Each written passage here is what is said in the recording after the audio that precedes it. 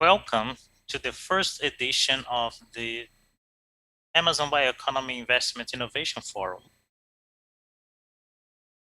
which is brought to you by the initiative An Agreement for Amazon and the Interstate Consortium of Sustainable Development of Legal Amazon. We understand that the Amazon diversity contains unique elements and essential for the whole humanity to live better. Not only the fauna and flora are important for the health and the regulation of the climate in the world, but also its people, the cultures, the arts, the soils, the waters, the cities and communities. We believe that keeping the Amazon living and sustainable involves everyone and everything who lives here.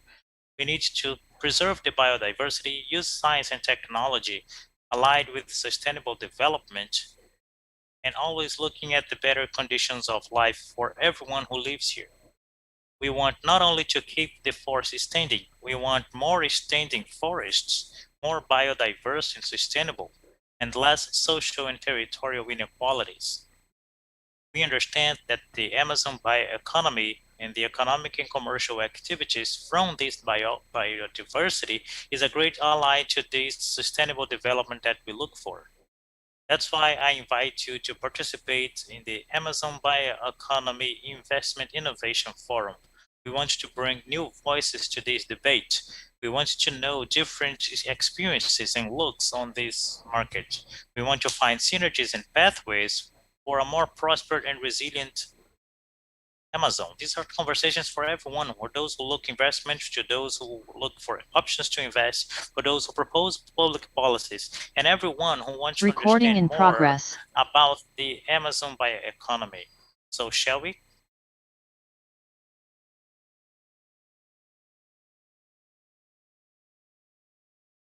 Good afternoon, everyone. It's a pleasure to be here with you. Welcome to this Amazon Bioeconomy Investment Innovation Forum, to this hub of debates and dialogues and introspection about the importance of our rainforest. We are starting our 9th panel with the name Patient Capital. We are going to talk about this with 4 experts with native forests and the long-term investments. It's impressive that in a country like ours, this is not the greatest sector in our social bioeconomy, and with all the potentialities that we have. So this is what we are going to discuss here today, how to change this trend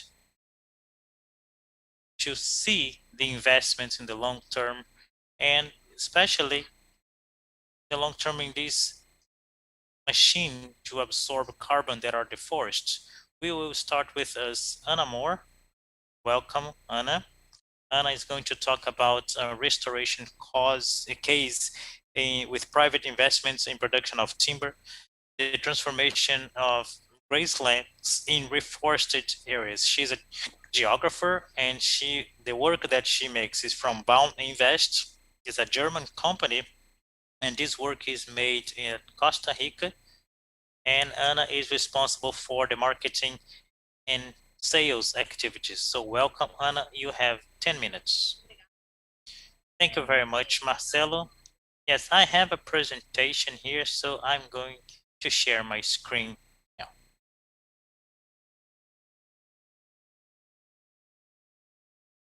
Can you see the presentation? Yes, okay. Yeah, so my name is Anna Mohr. I represent BaumInvest. It is a little exotic, this panel, because this is a German company with investments in Costa Rica, because I think that for this panel, it's very interesting, the private investment case.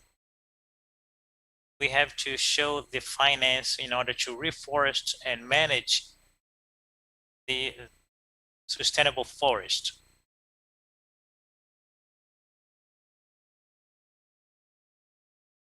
Okay.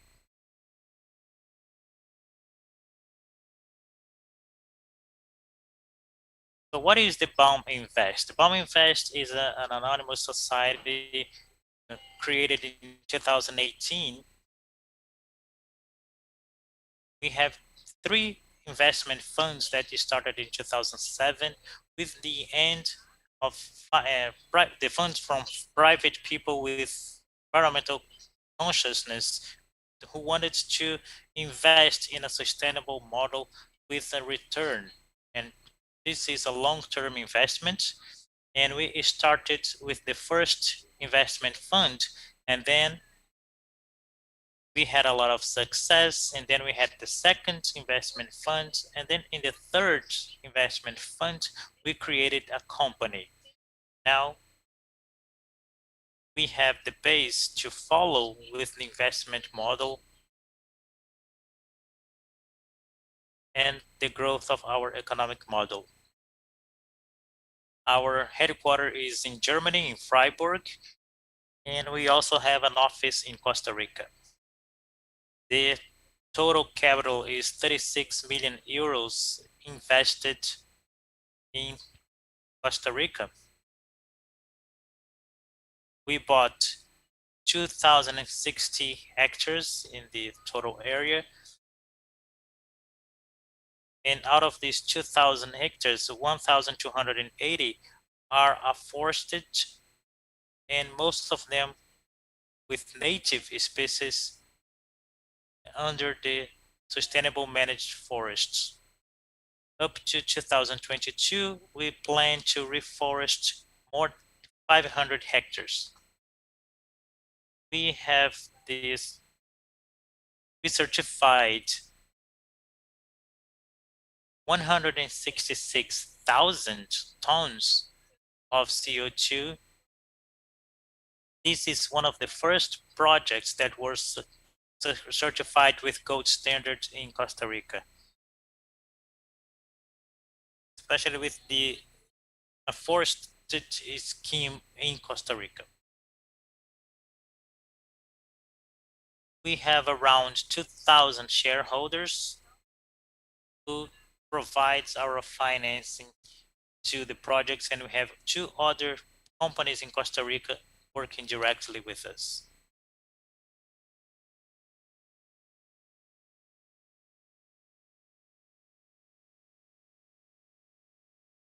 So this model is to buy the pasture lands and reforest it. This is the first Finca San Rafael. This took a little bit more than 10 years to reforest with native species.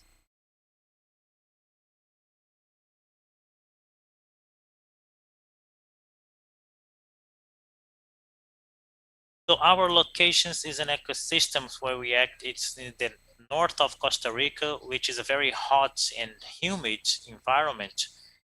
And this brings a good growth of the trees because we are in the city of Ciudad Quesada, which is a region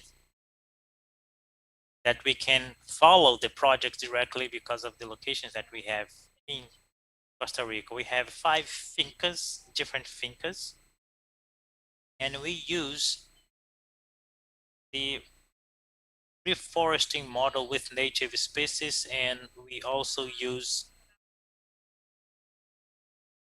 some trees to create shades, and we have some pioneer species with long-term growth species. We have the almendro, which also exists in Brazil, and guapinol with long terms of growth. We also have 3 to 4 species per hectare in a mixed model of afforestation.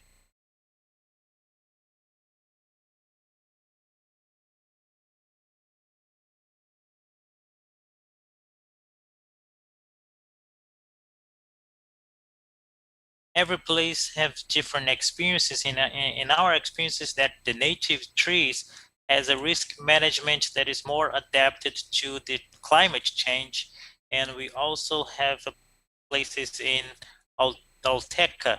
But our experience now, after 14 years, since the beginning, is very good with the native species, and the market is being developed, and more players in Costa Rica now are planning with these native species.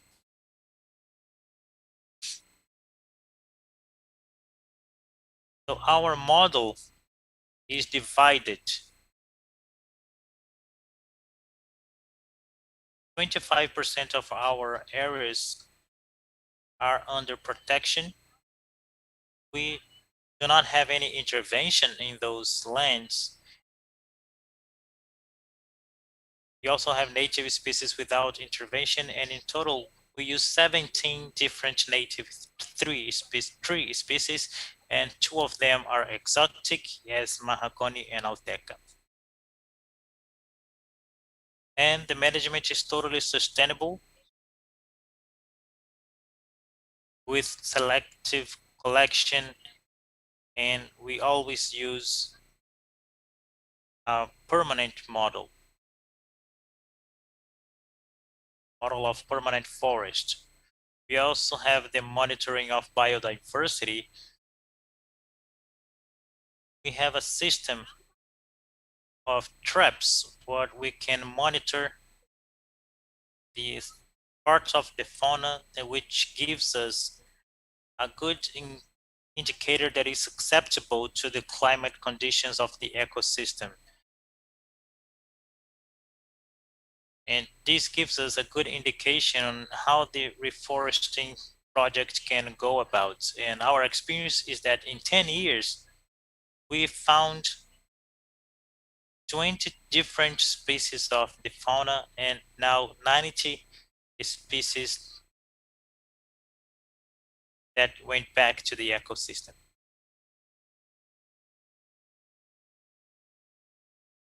There is a video here, but I think that my time is running out. You have 2 minutes, Anna. I'll try to show the video. Let's see if it works good, it works well.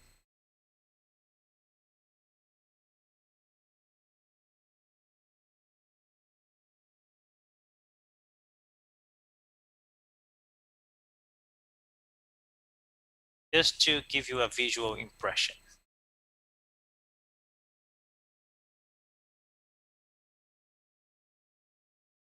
This is our finca that we are using biocorridors, and this project is being reforested for 90 years, that it was a pasture before the reforestation. I think the video is not showing, unfortunately.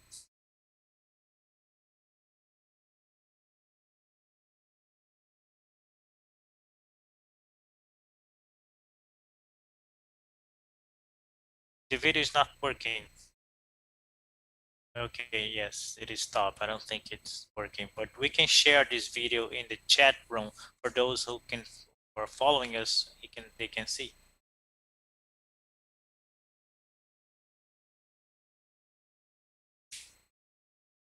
It's a wonderful project, Anna.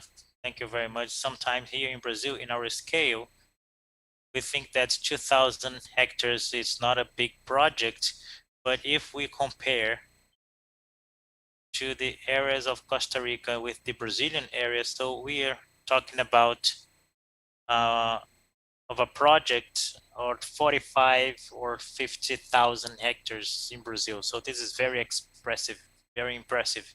So now I pass the floor to Bruno Mariani from Symbiosis, which is an spectacular investment in the south of Bahia with a total transformation in degraded areas, in reforested areas. It is an example for Brazil.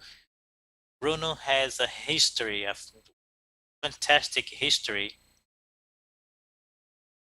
He worked for Ambit. He was the founder of Ambio. He was executive director of the BBM Bank, and now he leads this disruptive initiative and wonderful called Symbiosis in the south of Bahia. Bruno, please share with us your experience. So welcome. Thank you, Marcello. Good morning. I really come from another area completely apart. In 2006, I was paying attention to what was going on 2005, 2006 with the Kyoto Protocol. So I understood the dimension of the world climate problems. And I understood that the solutions also need to be global, worldwide, and scalable. The problem is so big that we need equally big solutions. So I started studying these alternatives about carbon, and I got to forest investment for carbon sequestration, yeah. But not only that, forest investment brings much more than carbon sequestration. Effect on people, the environment and fauna. What we dreamt back there in 2007, started to see the symbiosis, something that did not yet exist here in Brazil, even though we have a huge industry here in Brazil. We are world leaders in celluloses. We were never curious about the native species. It was simply extractivism that has been happening for 500 years, and this called my attention, but with the objective of creating another model of production, which is not monoculture with the Brazilian species. And later I found out that they need to be under a consortium regime. But this knowledge was not available and is still very little in Brazil. I went to all the universities to find out about that, and it just wasn't there. So an important question here. How much time does it take to grow a typically Brazilian species? So we have to have a huge scalable solution. So we have to think about how to systematize this process. The first information that we need, speed of growth, and this was not available. We had to build a pilot project to show we had an indication of the speed of growth. This is very important for us to define how scalable the business is. Of course, conservation is the most important thing, to conserve what we have, and also to restore, but it's very expensive. If you don't have the financing, we will wait for this restoring to happen, and it's very unlikely to. So my idea was to create a business model that would be able to support this restoring in a large scale, and it's a mixed model actually. It's a consortium, as Anna said, but we also have mosaics. In each property, we have an average 60% of productive area and 40% of restoring area. This mosaic is very important to reduce the risk of the business of vermin, and you have to look for the balance of the system, and you are only able to do that with several species. And proportionally, you will have less risk of diseases. So I will show you a short video of what we do in Bahia, and I will conclude with more details of the investment, the basis of the investment.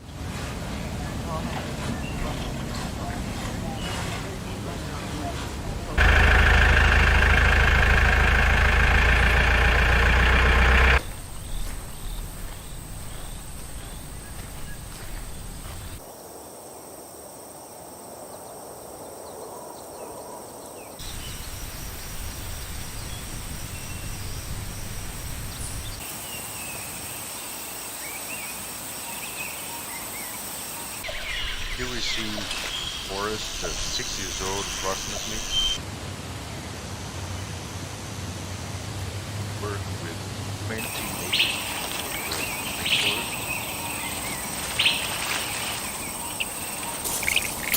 And maybe the most important work we do is the genetic conservation.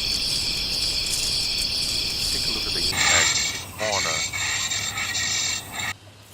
Have been measuring this since the first year, and it's impressive. Hundreds of species live there, production ones and conservation ones. I don't know if they've stopped.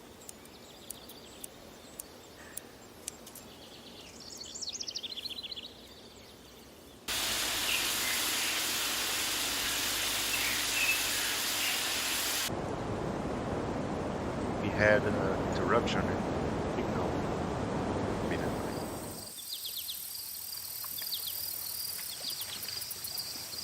Okay, it's coming back on.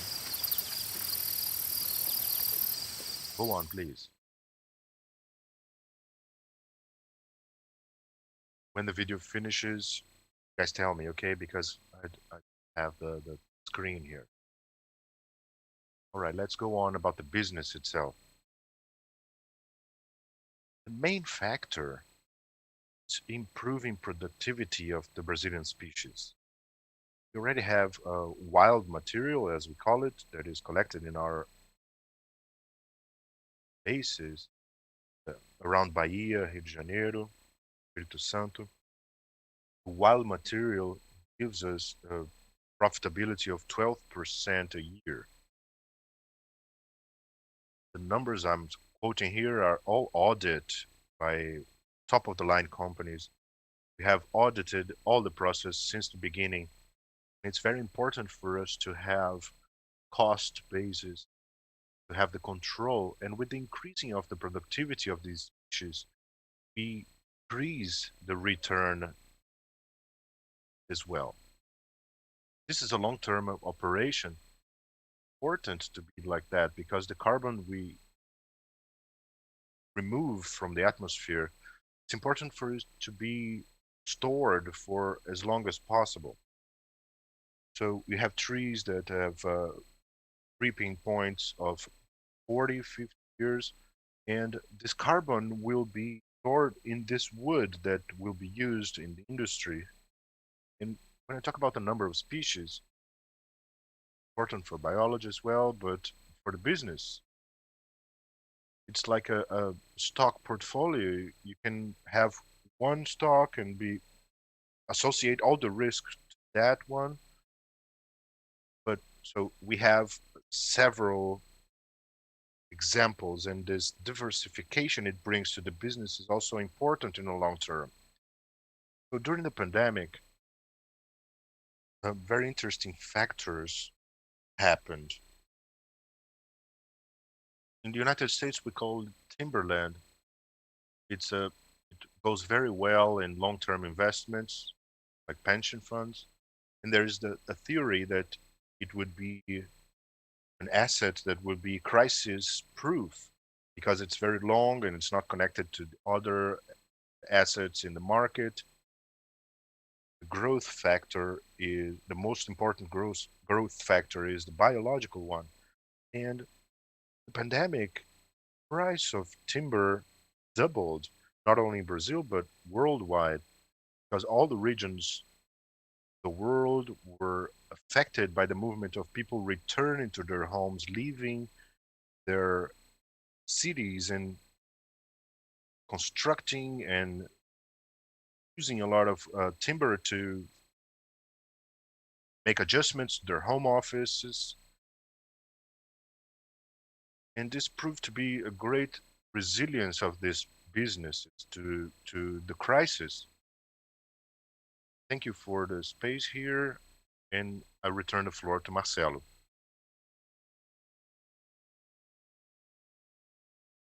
Congratulations, Bruno. This is fantastic work. And it shows very clearly the potential that Brazil has in this addition of what we call low carbon agriculture.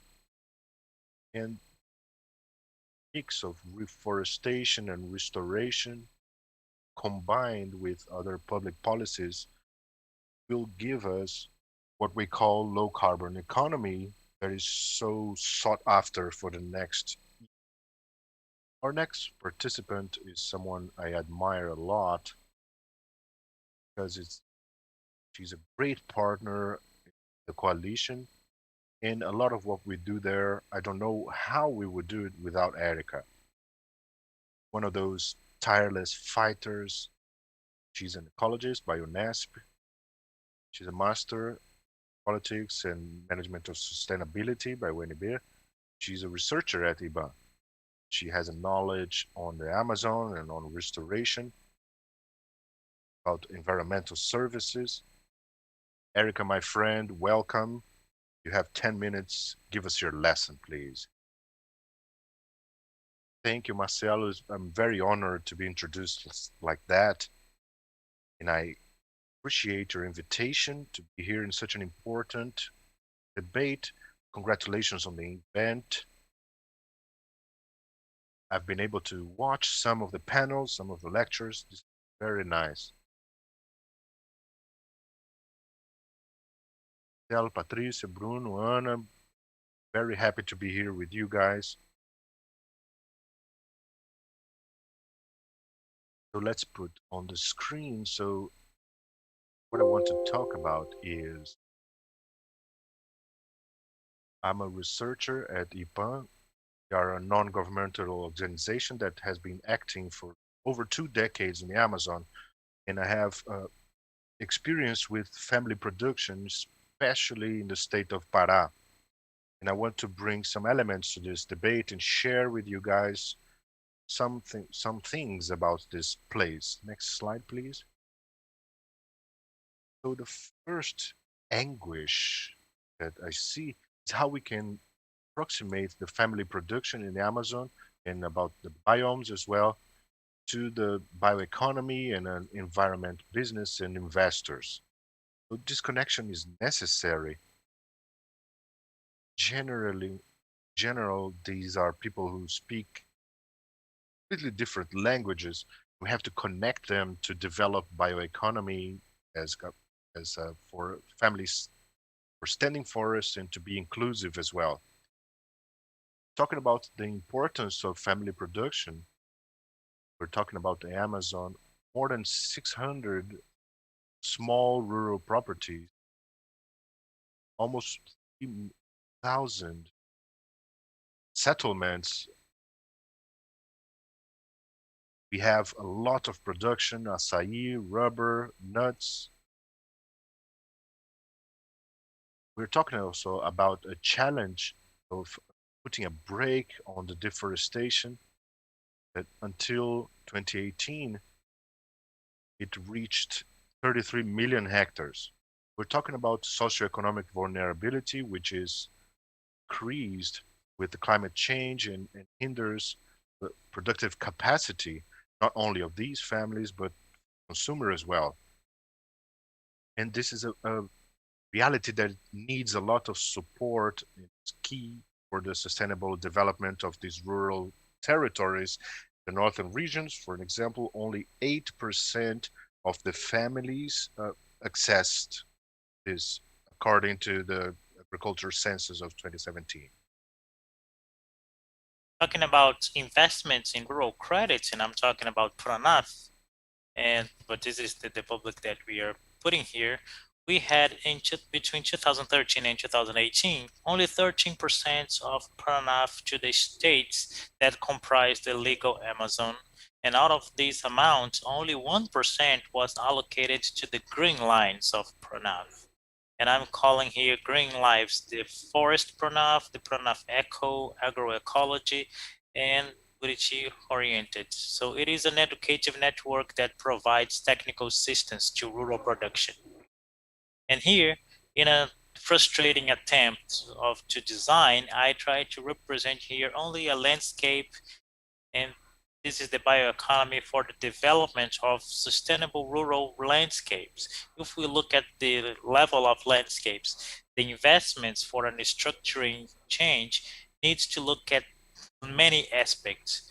The since environmental regulation, the ATER, the qualified ATER, and not only for the number of visits, but the number of impacts that they generate in these projects.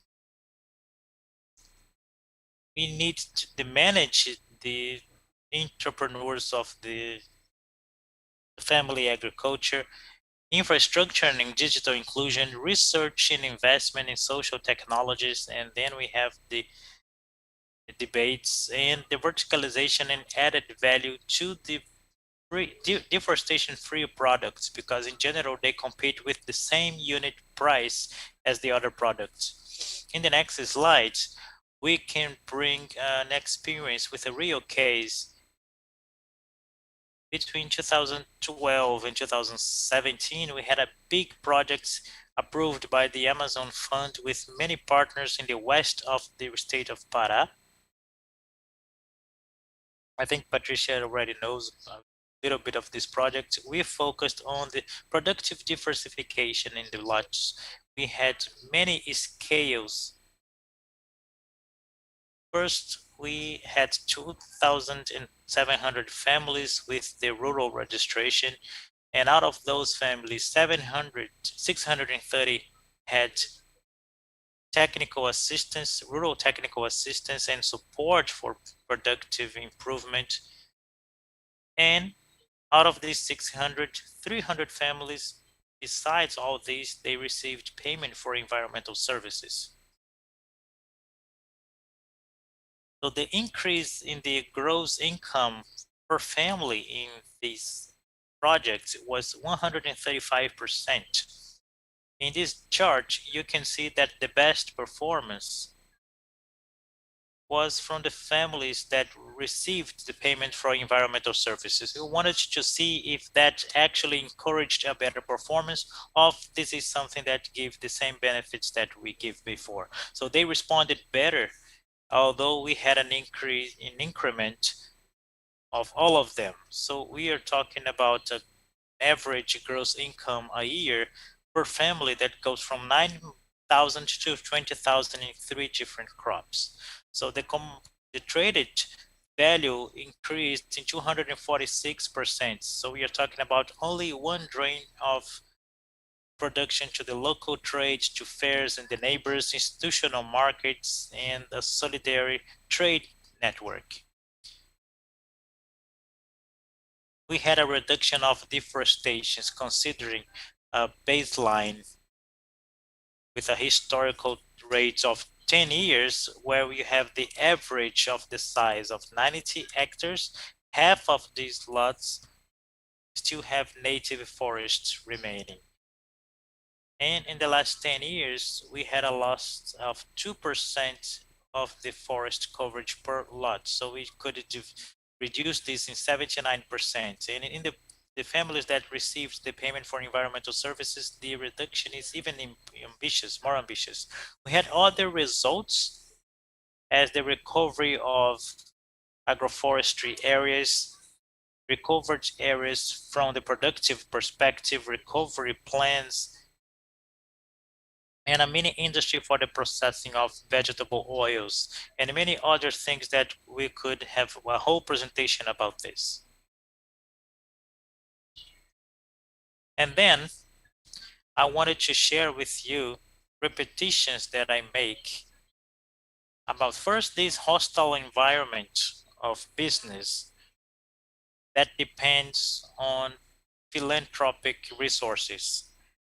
And all of these elements that I mentioned before, it is an environment that needs training for the business management.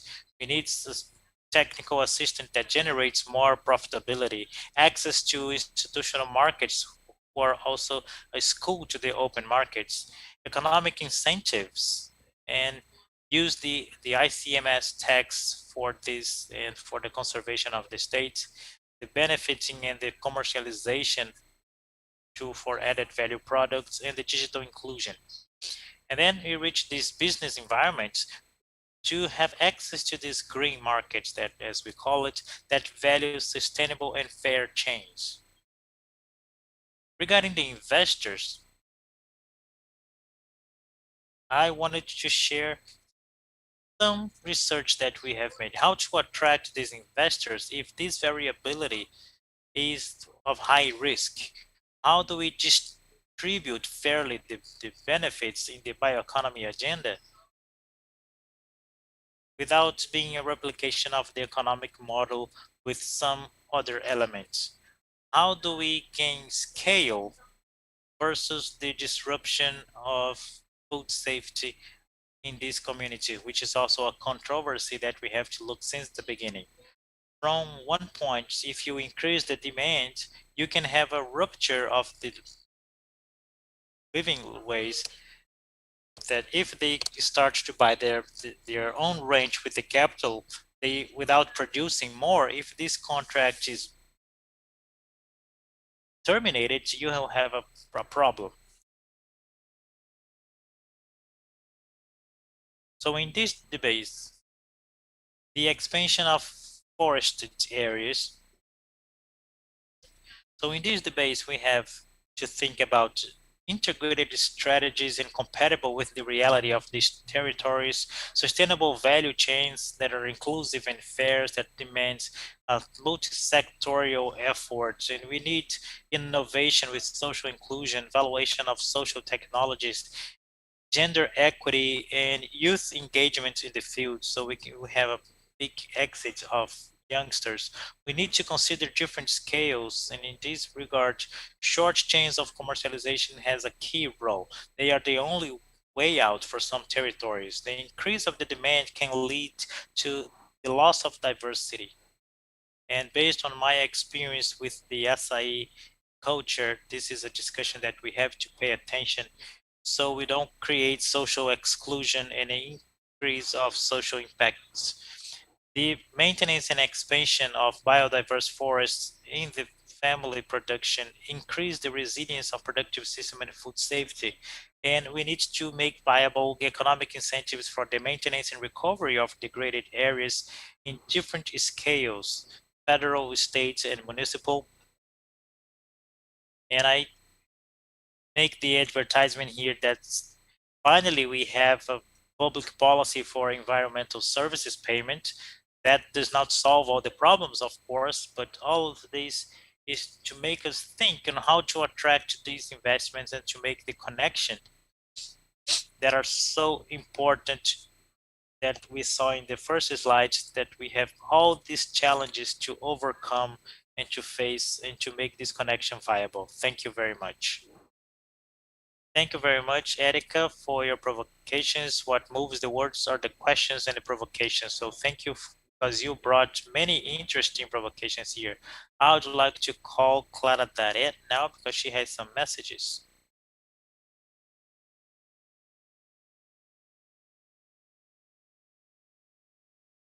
Hello, good morning, everyone. We are here working on the graphic systematization of the panel. Today in the afternoon, I'll be available in the website of the event and also in the Panel 22 website with the summary of all the speeches in this panel. Thank you very much. Thank you very much, Clara. Now, we'll have the special comments of Patricia Daros, that is Manager of Operation of the Vale Fund.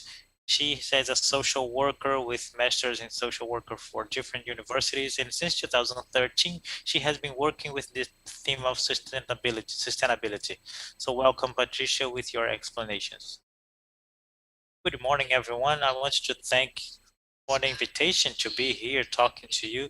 We learned a lot from these speeches, and it was very inspiring, everything that Bruno, Anna, and Erika tried to say. I will try to share our experiences, what we have seen here. So the Vale Fund is working for 10 years in the Amazon, and we learned a lot in this process. And we end up becoming, from 2016 on,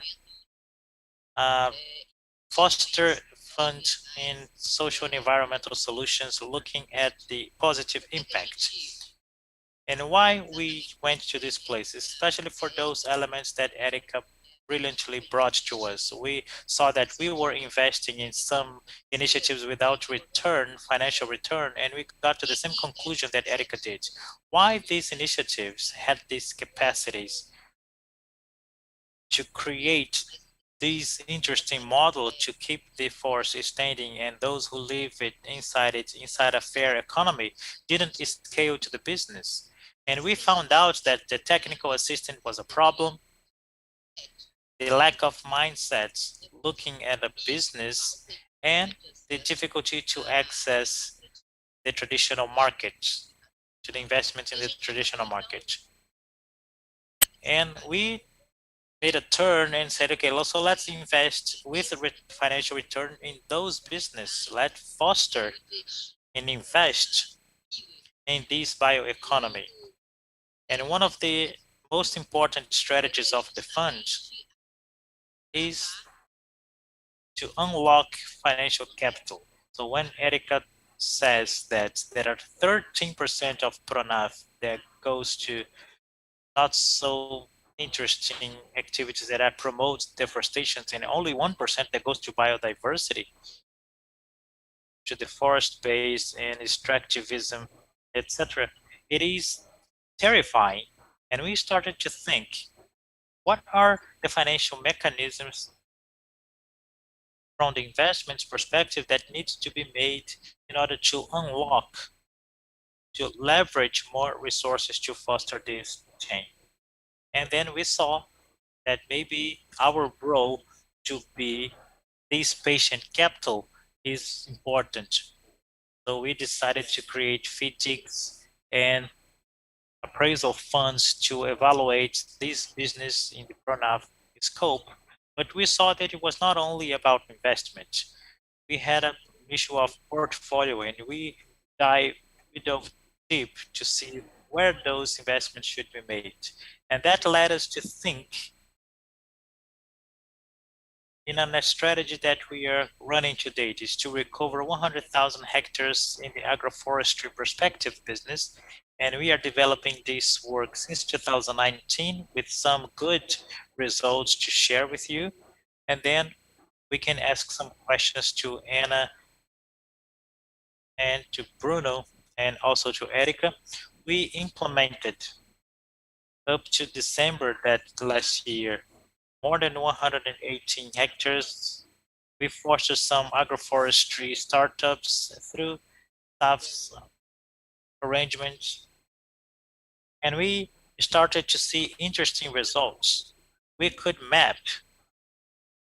We saw that there were good companies, and Symbiosis is one of them, that has this ability to scale agroforestry business with the perspective to bring social and environmental impacts. And then, with this initiative, we found out that research is important, as Bruno mentioned. We need to study these species. We need to bring research in order to understand the knowledge gap in chains as cocoa, acai, macaúba. And so this is an important data. We do not have this information. And the innovation component is another point that Erika mentioned. We need innovative solutions, looking especially the solutions that look at infrastructure when we think in this business environment in the Amazon. We also need to understand what's the type of investor and what kind of investment is necessary for this type of business.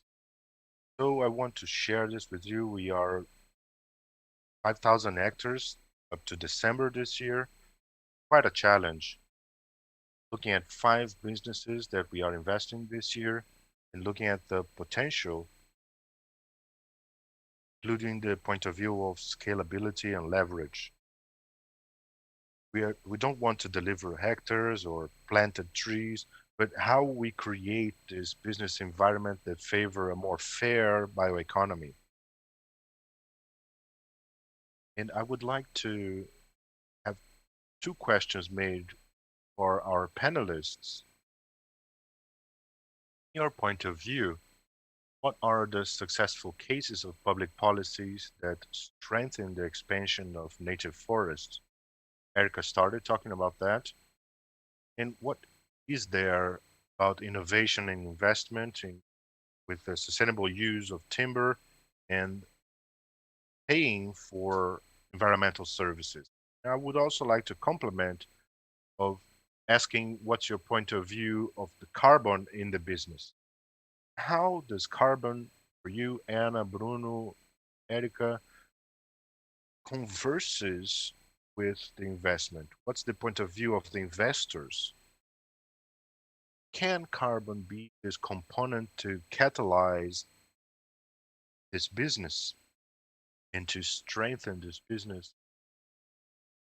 I'd like to hear your 2 cents on that. So, in our perspective, carbon is a key element for the strengthening of these businesses, and maybe for the financing, even of aspects related to technical assistance that is so expensive and so important. It's expensive for the business. Thank you.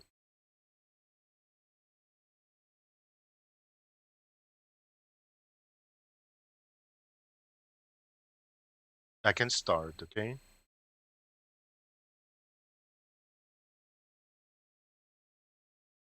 Talking about public policies, we are not in a very favorable moment, but I would like to reinforce some points here. I will use the Pronaf example here. We discussed a lot Pronaf a few years ago with several people who were involved in this debate. Banks, Emater, everybody that needed to be on the table were there. We reached the conclusion that public policies are well defined. Why is this reinforcement not coming? Why is it not sought after? It needs to be sought after. And the two aspects that are key that we understood in this process was formation of the agents, especially in rural areas, must be focused on low impact agriculture, low carbon agriculture, and for the improvement of the ventures. And the other aspect is the financial agent position. What is risk? We need to change these risk sheets of the banks because we can't offer more risk than and cattle grazing because it will be very difficult to promote that. So I've seen breeders saying, I wanted to do that, but they encouraged me to buy cattle instead. We need to use this logic. The successful case, just to bring what is a successful case in this situation, with the integration of communities in the third sector, local governments, and I think we can explore the private sector, such an arrangement. We lose an opportunity of the municipalities to use the ecological ICMS linked to conservation projects or sustainable rural production, for instance. This is an agenda that needs focus because it's a safe resource that goes to the municipality, but then it's not used for an incentive agenda. And when it is used, have very promising experiences. Para, for example, they linked this resource to the Environment Fund and then about conservation of waters and paid producers to use this ICMS to cover their land. And with carbon, just to close up, used carbon because the monitoring is easier. Had We didn't have the monitoring of biodiversity and other aspects, but because we needed to reduce costs. And today we can access arrangements to compensate emissions from companies with reforestation, for example, but we are still not able with this public. The demands are too high still The cost is very high. This is another debate that needs to be taken care of. Thank you, Erika. Bruno, Anna, would you like to add something on that? Anna, do you want to go?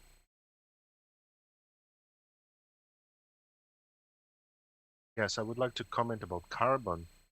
It's a very important market for us.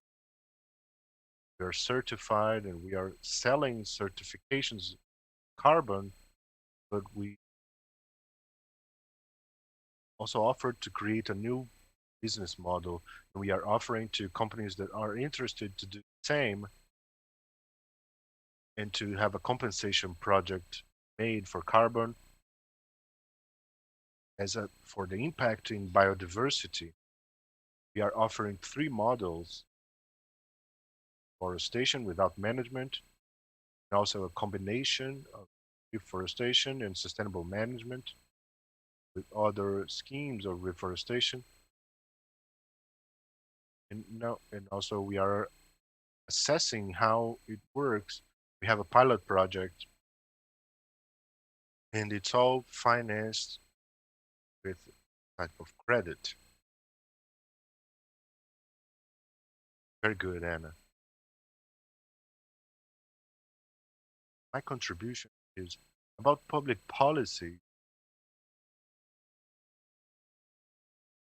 So, of course, in the conservation part, I won't go to. I'll talk about reforestation with native species. That could be a percentage of the GIP that is unlike uh, whatever happens today. So with reforestation, we want to counterweight this negative force in the Amazon, and we will have an example that is very interesting. Uruguay, they are very great cellulose producer, and 6 or 7 years ago, they had a federal law to give incentive to plant native and non-native species, what they call long-term timber. In Uruguay today, just a few years later, is already exporting processed wood. They gave the, the first cycle is free of federal taxes. It motivates a lot of new businesses, and from the second cycle, they go back to normal. And this is a very important experience. A lot of people, more of the legislative area, this could be very interesting. And carbon credits, we also go back to the scalability issue. We measure everything, so we end up measuring carbon as well. And the price never was enough to motivate investment in this department. And recently, with the pandemic, it's much more interesting and it's relevant in our business. And we just did a surveillance that very detailed of all the benefits that we can add to the simple carbon credit, the biodiversity, and several other soil impacts. And there are some companies that are already working with us. And when you said about other incentives, it's credit, right? To have long-term situations, we have to have long-term credit. So the bank manager doesn't understand, like you said, in the foreign bank from another hemisphere finances forests for 100 years. Here, people are talking about 20 years, and the guys say, "Oh no, this is not possible." And public banks as well. The NDS has several studies to do that. Only bank that would have the long-term funding capacities make projects. So it's about the egg and the chicken, who comes first. The public and private banks should pay attention to that. And in the end, what's the thesis that proves that this is viable? Someone needs to come and open this door and prove through markets and auditing.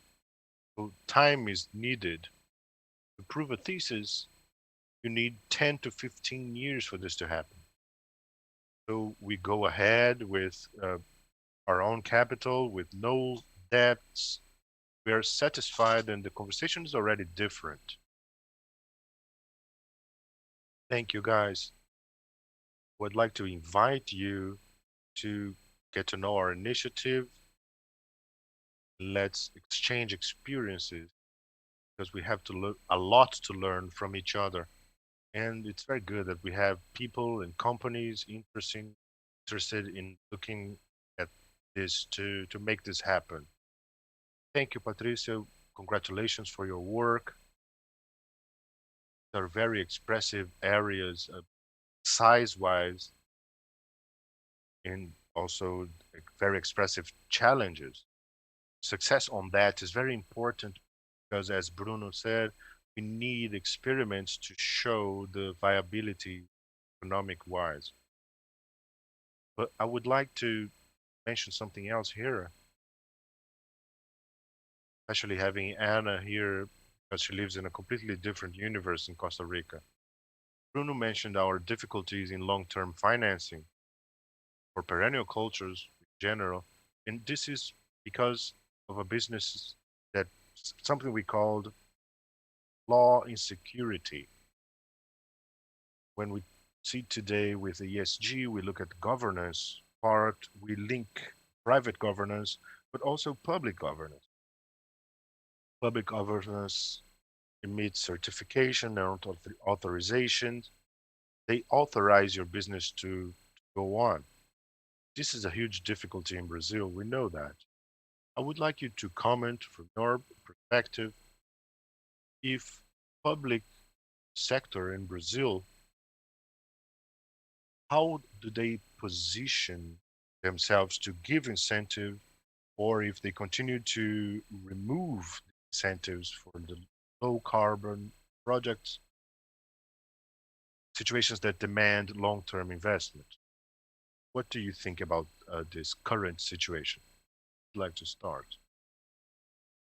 Maybe Anna, talking about the experience in Costa Rica, does the government help or stand in the way? For us, the big question is about the accounting. In Costa Rica, it's very clear that all the private investments, we can sell our certificates in the private market, and the public areas are low in PSA, which is national credits.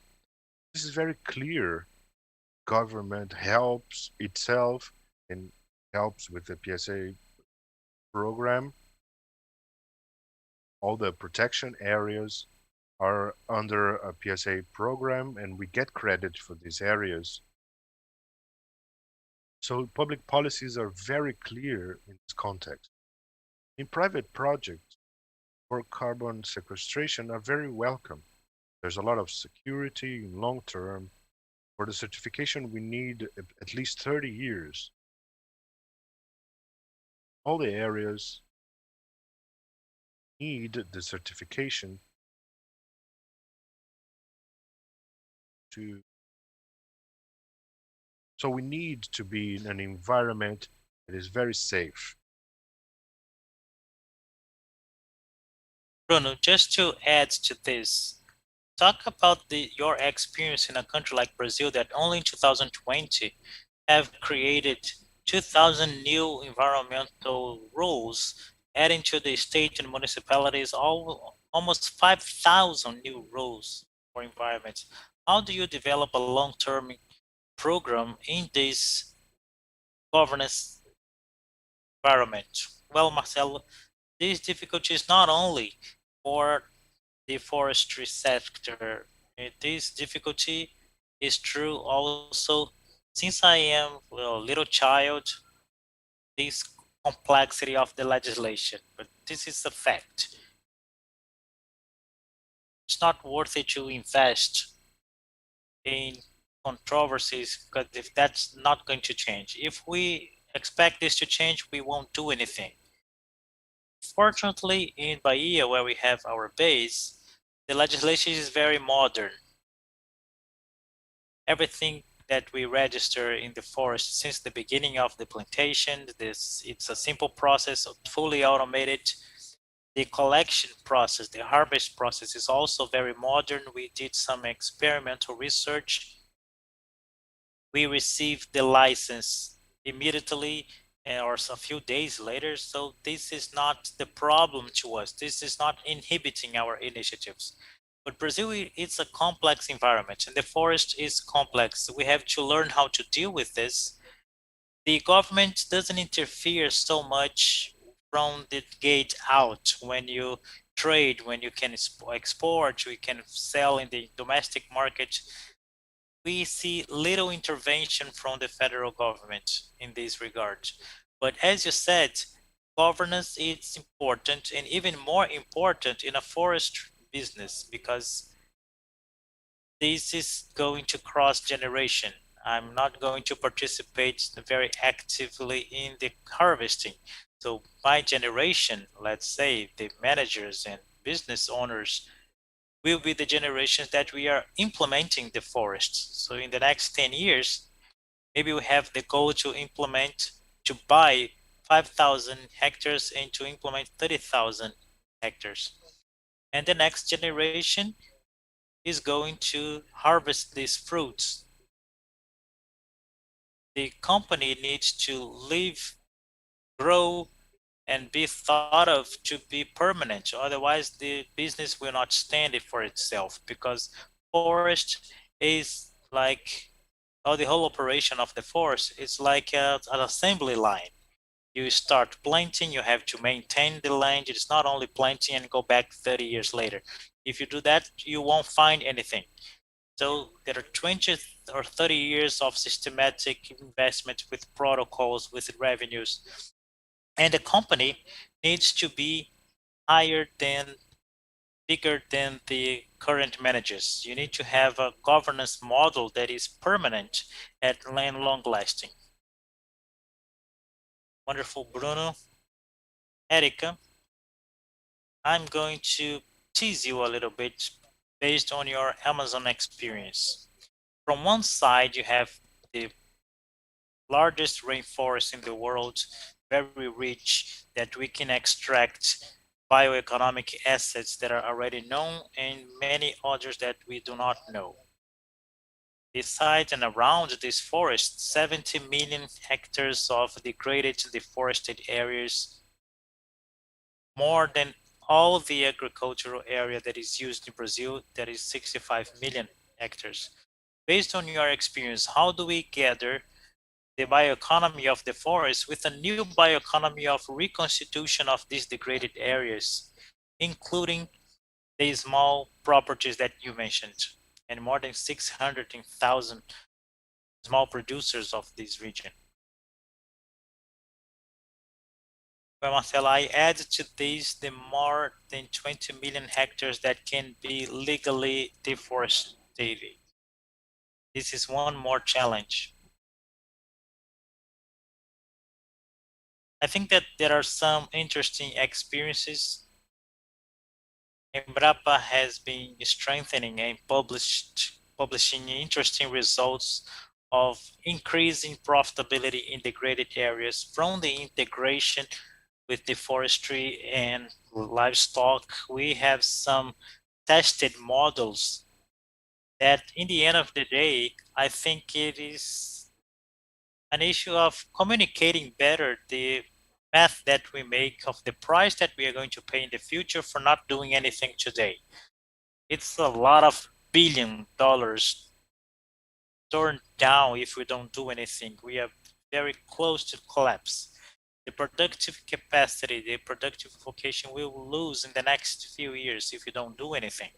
So if the producer understand that, and many of them do, and not only the small producers, the big producers too, we will start to revert to this scenario. But we need two things actually. First, we need more incentive policies. We need to regulate the existing policies so they can be implemented.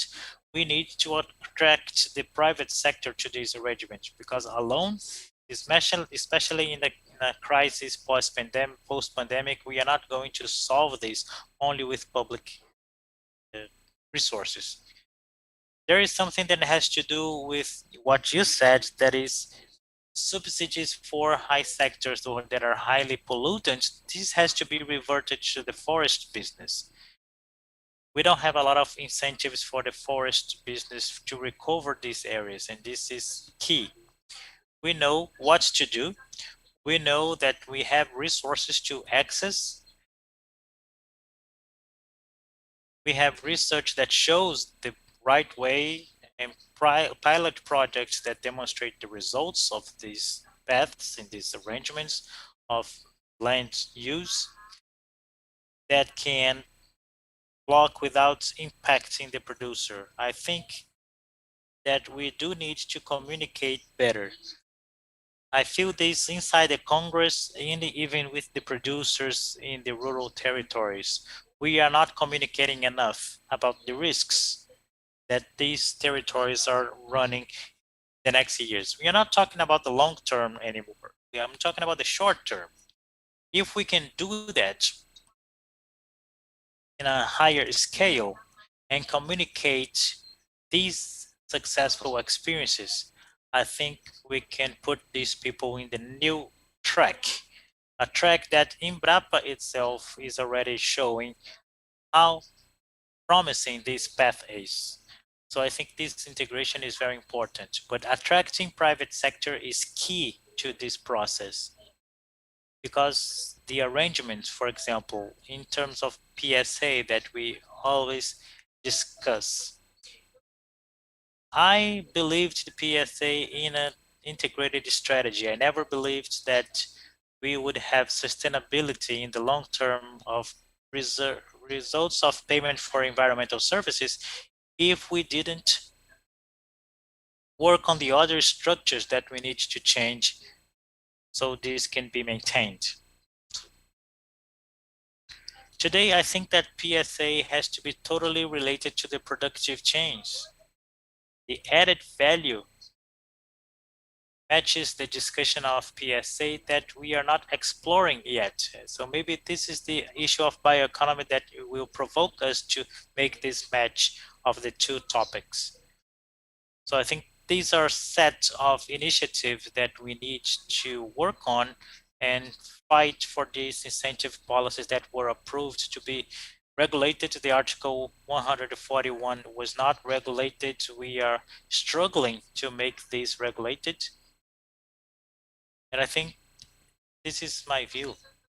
I don't know if I answered all of your questions.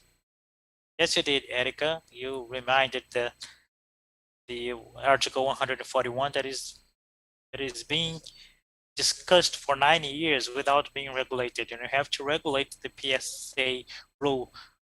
We hope that it doesn't take another 9 years. And there is a question from the audience to you. In the public areas that you mentioned about incentives of PSA, are they also negotiated by the governments in the markets, or only you negotiate that? And the second part of the question is, the carbon credits generated in protective areas in Costa Rica are reinvested in the management of the same protective areas, or not necessarily? Well, the national protected areas, the carbon that is sequestrated in these areas is under the national governance of Costa Rica. So this is not in the carbon market. So it is in the national line of reducing the national carbon. So our private areas that are under protection are inside the PSA system. These credits are accounted for in the government line. These are national carbon reduction of Costa Rica. Thank you. Bruno, there is an interesting question here.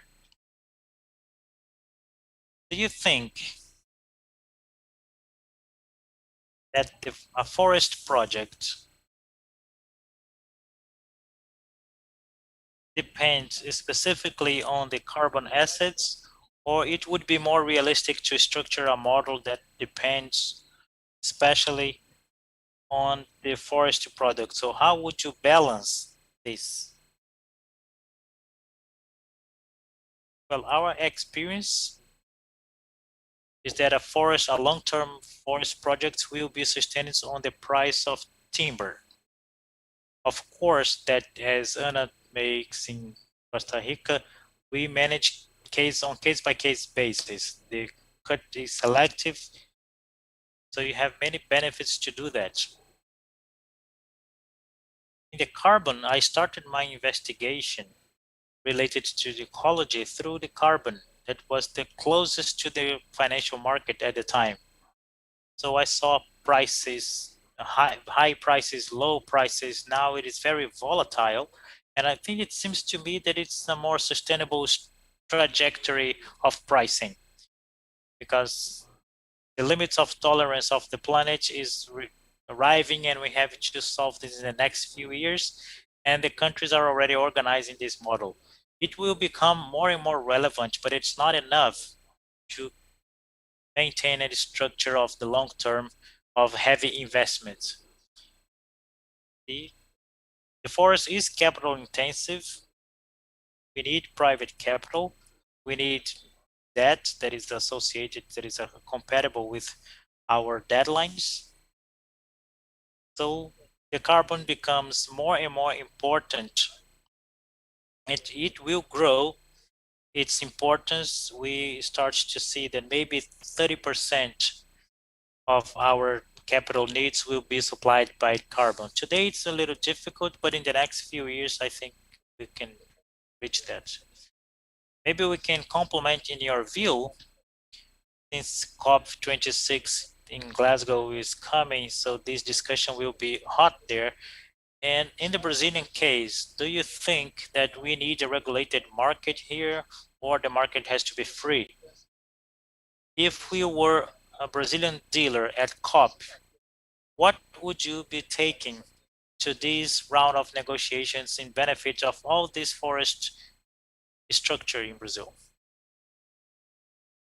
Well, I'm not an expert in carbon. I'm going to give you my personal opinion.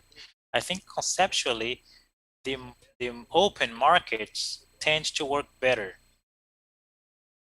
But today, the only big market is California. The markets are structuring now. The more Brazil is integrated in these chains, as the value chains or the carbon chain, it is a global market, so the local experiences will tend to be limited. So it's important to be open to the world as a whole, not only about carbon, to be open to the world as a whole and participate in this game, because Brazil has a competitive advantage here. So Brazil has the whole characteristics to be the reforesting country, because we have climate conditions and good offers of land, as Erika mentions, of millions of hectares available to make this reforestation. And we can mention all very many styles, with for profit, not for profit, with induction, and there is a wide range. But Brazil is the country with the best competitive advantage to make forests. We have eucalyptus and celluloses that supports this statement. A lot of land. We have to be aware that we have an advantage in this market that few countries have, both in volume and in pricing. Thank you, Bruno. So, Erika, I will challenge you again, okay? You're one of the people that study paying for environmental services.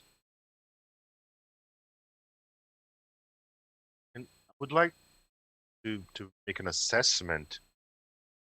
For example, in Brazil, we know that agribusiness is very strong, and it depends on the Amazon for water. The water that irrigates Brazilian agriculture comes from the Amazon. So the agro-industrial business should pay for the Amazon for the water they get. And we export food all around the world, and around 8 to 9% of the of food in the world comes from Brazil. So indirectly, the world also owes the Amazon, this percentage, almost 10% of the supplied food.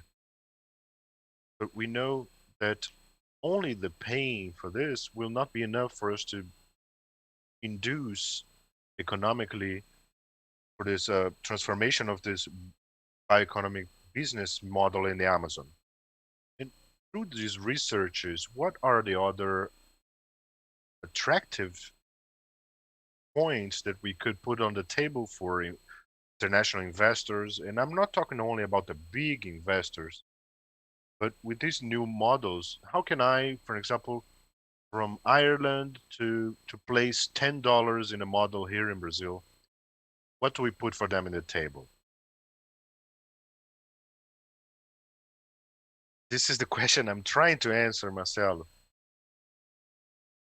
A very simplistic way, we need to change market view. We export soy with water and ecosystemical services as a gift.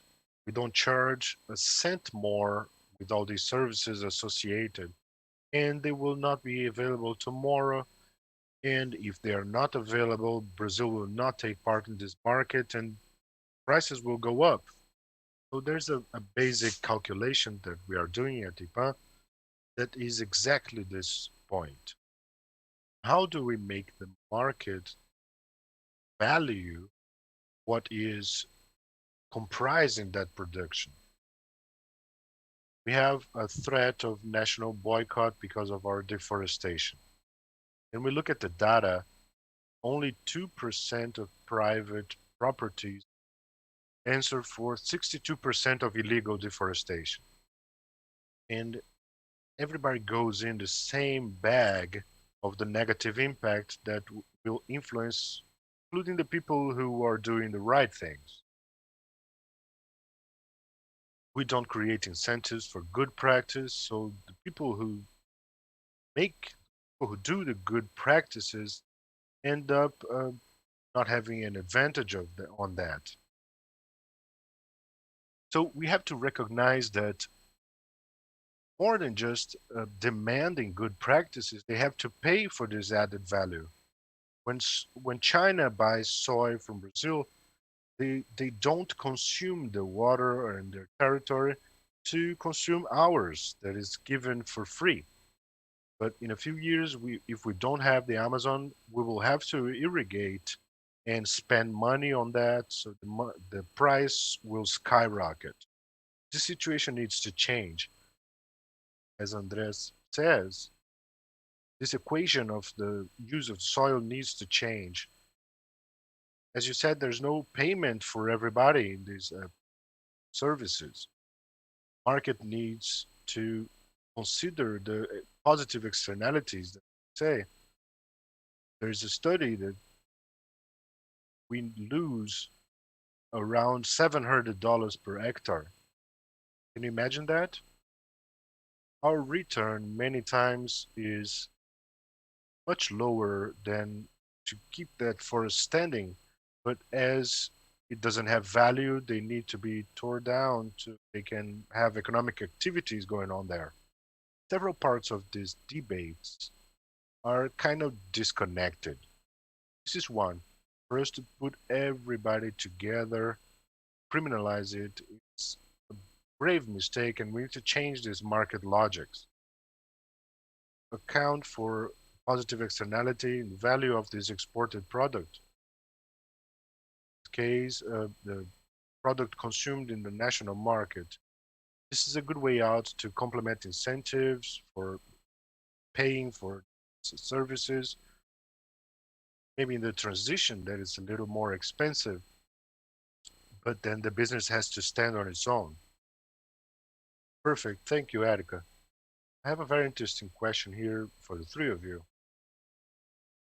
We're talking about the new bioeconomy, new vision. We talk about new vision. First, carbon, for example, that is something kind of new, for example, going on for decades, but relatively new. See the biodiversity market as we talk about the carbon market. For example, do you see this market of biodiversity? Bruno, go on, please.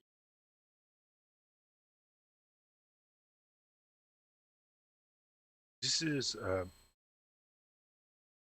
controversial from both sides, saying that should give value for it to be not taken for granted, and the others refuse to put a price on nature, to put a price on fauna and flora. This is very complex, and I'd rather not to give an opinion on that. Intuitively, I'd say that the fauna has a value. Also, the flora, this is a common asset to all the living creatures of the planet, not only human beings. We should preserve that with all our strength just because we can.